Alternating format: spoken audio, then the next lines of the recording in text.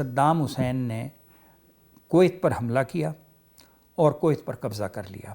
جب کویت میں جہاز لینڈ کر رہا تھا تو میں نے دیکھا کہ کویت ریگستانی علاقہ ہے، سب طرف دھواں دھواں تھا، کیونکہ جتنے بھی وہ تیل کے کنویں تھے صدام حسین کی فوجوں نے ان میں آگ لگا دی تھی۔ مجھے اچھی طرح یاد ہے ماہ رمضان تھا تو امبیسڈر نے یہ کہا کہ جناب پانی کی قلت ہے، یہ جو باتھنگ ٹب ہے اس میں پانی ہم نے بھر دیا ہے، اس سے آپ نے نہانا ہے ڈول سے، اور پینے کے پانی کی 2 بوتلیں دے دی کہ 2 بوتلوں کا راشن ہے جو سعودی عرب سے پانی آتا ہے وہ ہم تقسیم کرتے ہیں۔ اچھا راؤ صاحب، آپ کی جو زندگی میں بڑے یادگار کوریجز ہیں اور خاص طور پہ آپ نے جو کانفلکٹ ایریاز ہیں ان میں بہت رپورٹنگ کی، تو ان میں سب سے پہلے آپ کو کہاں جانے کا اتفاق ہوا؟ میری پہلی کنفلکٹ رپورٹنگ جو تھی وہ تھی کویت اور عراق وار، جب صدام حسین نے عراق پر حملہ کیا اور یہ ایگزیکٹلی کب کی بات ہے؟ یہ 90s کی بات ہے، ارلی 90 میرے خیال میں 91 تھا شاید، 91 ایگزیکٹ مجھے یاد نہیں دیکھ سکتے۔ تو اس وقت یہ تھا کہ صدام حسین نے کویت پر حملہ کیا اور کویت پر قبضہ کر لیا۔ تو ان دنوں میں ایک C-130 یہاں سے کویت روانہ کیا گیا حکومت پاکستان کی طرف سے۔ اس میں مجھے اچھی طرح یاد ہے کہ ضیاء الحق کے بیٹے اعجاز الحق بھی اس جہاز میں تھے۔ تو ہم اس C-130 سے کویت میں اترے۔ جب کویت میں جہاز لینڈ کر رہا تھا تو میں نے دیکھا کہ کویت ریگستانی علاقہ ہے، سب طرف دھواں دھواں تھا، کیونکہ جتنے بھی وہ تیل کے کنویں تھے صدام حسین کی فوجوں نے ان میں آگ لگا دی تھی، اور امیر کویت سعودی عرب چلا گیا تھا۔ ہم جب پہنچے C-130 کے ذریعے تو پاکستان امبیسڈر کے ہم مہمان تھے، وہاں جب گئے تو پتہ چلا کہ جی کویت میں پینے کا پانی نہیں ہے، سعودی عرب سے آتا تھا۔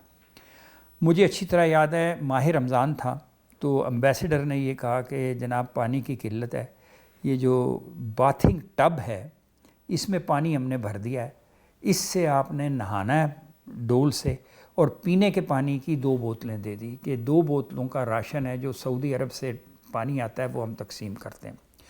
تو کویت میں نے وہ تباہی دیکھی، کویت اور عراق کے درمیان جو سڑک تھی بارڈرنگ میں، وہاں دونوں طرف تو تیل کے کنویں جل رہے تھے، اندھیرا دھواں کا تھا، اور دوسری طرف انسان کی لاشیں جو کویتی فوجی تھے ان کی لاشیں بکھری پڑی تھی۔ کویت ایک چھوٹا سا ملک ہے سمندر کے کنارے، کویت ملک کا نام بھی ہے اور کویت کیپٹل کا نام بھی ہے، اور میرا خیال ہے آپ 1 گھنٹے کے اندر پورے کویت میں گھوم سکتے ہیں، کویت ختم ہو جاتا ہے۔ تیل کی دولت اتنی ہے کہ اس کی پر کیپٹا انکم کہاں زیادہ ہے۔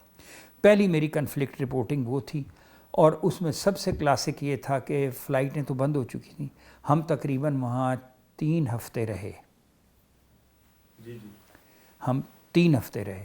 اس کے بعد ہم واپس آئے تو فلائٹیں نہیں چل رہی تھیں، تو برٹش آرمی کا ایک C-130 تھا، اس سے آ کے ریاض میں اترے۔ وہ ایک الگ کہانی ہے پھر کہ ریاض میں ہمارے ساتھ کیا ہوا، لیکن دوسری کنفلکٹ رپورٹنگ جو تھی جو سب سے میرے لیے میموریبل تھی وہ تھی صومالیہ سول وار، موگادیشو کی۔ صومالیہ میں سول وار تھی، علی مہدی محمد اور جنرل فرح عدید، یہ 2 ٹرائبز لیڈر تھے۔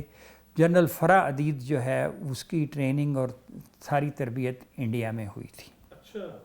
علی مہدی محمد وہاں کا رائٹ ونگ لیڈر تھا، یہ لیفٹ تھا۔ تو دونوں موگادیشو میں ہم جب گئے تو ہم UN کے جہاز میں گئے تھے نیروبی، اور نیروبی سے پھر ہم نے فلائی کیا موگادیشو ایئرپورٹ پہ جو سول ایئر کرافٹس تھے کینیا کے بھی اور دوسرے ملکوں کے بھی جو کبھی لینڈ کیے ہیں وہ ٹوٹے اور بکھرے پڑے تھے، اس کی ساری ویڈیو بھی ہم نے بنائی۔ اور وہاں سے ہم ایک گن شپ ہیلی کاپٹر میں بیٹھ کر ہم پاکستان آرمی کا کانٹینجنٹ موگادیشو یونیورسٹی میں پولیٹیکل سائنس ڈپارٹمنٹ میں ٹھہرا ہوا تھا کنٹینرز میں، وہاں میں پھر تقریباً 4 ہفتے رہا، اور میں نے سول وار کی ایگنی دیکھی۔ موگادیشو شہر کی جو جرنیلی سڑک جیسے ہماری کانسٹیٹیوشن ایوینیو ہے اس کے دونوں طرف پٹرول بھی جلے ہوئے تھے، گھر بھی تباہ تھے، اور جو وہ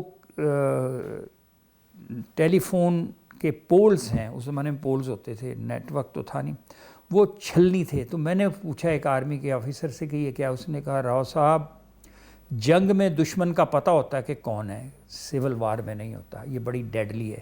ہم آرمرڈ APC میں بیٹھ کے گھوم رہے تھے، وہ بڑی لمبی کہانیاں ہیں. وہاں سے چونکہ صومالیہ جو ہے، اگر آپ ورلڈ کا میپ دیکھیں تو صومالیہ آپ کو افریقہ کا ہارن آف افریقہ کہلاتا ہے. وہ جیسے ایک لیڈیز شو ہوتا ہے، اس کی ایڑی کی طرح وہ نکلا ہوا اس کا آدھا حصہ سمندر میں.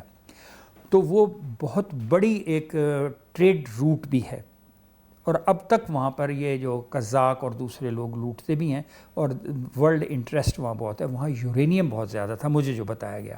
تو یورینیم اور کے شپ لوڈ کر کے امریکہ لے جائے جاتے تھے، وہاں سے اس کو ریفائن کر کے مارکیٹ کیا جاتا تھا. تو موگادیشو کی کہانیاں کچھ اور ہیں. غربت بہت ہے، بھوک بہت ہے، لیکن ان کا یورینیم کسی کام کا نہیں. تیسری میری کنفلکٹ رپورٹنگ جو تھی وہ عراق وار تھی، جو بش اور صدام کی تھی. اس جنگ میں کوئی جانے کے لیے تیار نہیں تھا.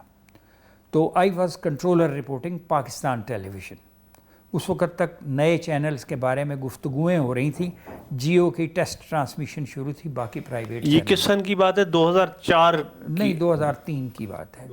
اچھا، تو انہوں نے نا یہ میٹنگ ہو رہی تھی، منسٹر بھی تھے، سیکرٹریز بھی تھے. انہوں نے کہا جی پاکستان ٹیلی ویژن کی ٹیم وہاں جائے گی.